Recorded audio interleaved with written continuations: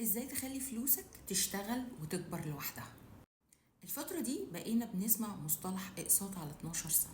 طيب تعالى اقولك ليه الاقساط على فترات طويلة هي افضل نظام استثماري لحضرتك. رقم واحد، سيولة مالية عالية. يعني ايه؟ يعني بدل ما تدفع مقدم كبير واقساط كبيرة، لا انت هتدفع مقدم قليل واقساط قليلة. ده هيعمل لك ايه؟ هيخلي معاك كاش تقدر ان انت تستغله في استثمارات تانية. تاني حاجة، تعظيم العائد على الاستثمار او ال ROI. بمعنى ايه؟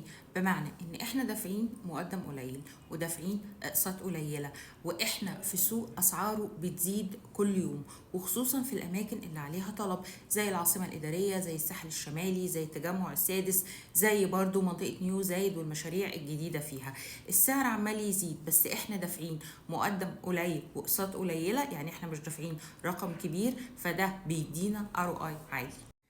تالت حاجة بقى المرونة في البيع، مرونة بيع الوحدة. لما يكون معايا يونت أنا لسه بدفع أقساطها، بس زي ما قلنا هي أقساط قليلة ومقدمات قليلة، أنا ما دفعتش فيها كتير، فلما أجي أبيعها دايما الريسيل بيروح للناس اللي مش دافعين أرقام كبيرة قوي، علشان يبقى في سهولة في البيع.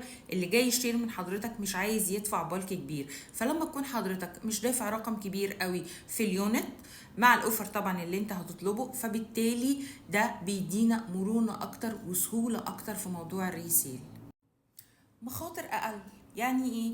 يعني انا ما حطيتش كاش كتير، انا لسه الكاش معايا اقدر ان انا استفيد بيه واستغله في حاجات تانية. ينفعني في مشاريع، ينفعني في استثماراتي، بينفعني في مصاريفي، فانا استيل معايا كاش. ما رحتش اشتريت حاجة كاش دفعت فيها كل فلوسي، وما رحتش اشتريت حاجة دفعت فيها مقدم كبير وبدفع فيها اقساط كبيرة. لا، انا بستثمر بالمعقول، فبالتالي انا موفر الكاش اللي معايا.